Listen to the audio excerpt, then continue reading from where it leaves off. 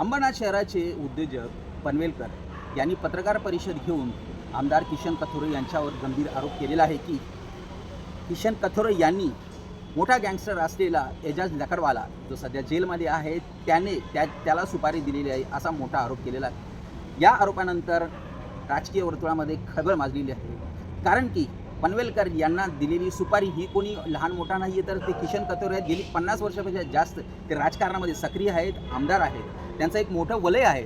अशा प्रकारचे आरोप केल्यानंतर आता किशन कथोरे यांनी देखील त्यांच्यावर फोनवरती बोलल्यानंतर त्यांनी सांगितले की या सर्व प्रश्नांची उत्तरं ते लवकरच देणार आहेत, ते पत्रव्यवहार करत आहे। कुठल्या प्रकारचं हे आरोप त्यांनी एकदम त्याचं खंडन केलेलं आहे। येणाऱ्या काळात लवकरात लवकर या सर्व प्रश्नांची ते उत्तरच देणार आहेत। महत्त्वाची बाब ही आहे की पनवेलकर यांनी हा जो आरोप केलेला आहे तो काय आरोप छोटा नाही आहे, कारण की त्यांनी पोलीस स्टेशनपासून ते IG आणि उपमुख्यमंत्री मुख्यमंत्री यांना देखील पत्रव्यवहार केलेला आहे की त्यांच्यावर असा जर काही हमला झाला तर ते त्यामधून बचावू शकणार नाहीत, त्यामुळे त्यांना पोलीस प्रोटेक्शन देखील दिले जात नसल्याची खंत देखील त्यांनी व्यक्त केलेली आहे। भूमिका म्हणजे एजाज लकडेवाला हा कोण आम्हाला पहिले माहीतच नव्हतं। जेव्हा बदलापूर पोलीस स्टेशनला गेल्यानंतर त्यांनी आम्हाला एक लेटर दाखवलं का अशी तुमची चौकशी आलेली PM कडून, तेव्हा हा एक लेटर त्यांनी दाखवला। आम्ही त्यांना चौकशी केली, हा कोण आहे, तर म्हणजे हा फार मोठा गँगस्टर आहे। तर एवढा मोठा गँगस्टर असून सुद्धा कुठल्याही पोलीस डिपार्टमेंटनी आम्हाला पोलीस प्रोटेक्शन दिलेला नाही। हे जर एखादा राजकीय पुढारी असता तर त्याला जेड सिक्युरिटी दिली असती, पण आम्हाला एक मामूली शिपाईसुद्धा देऊ शकत नाही ते लोक। याचं कारण हे राजकीय दबाव आमच्यावर आणलेलं आहे।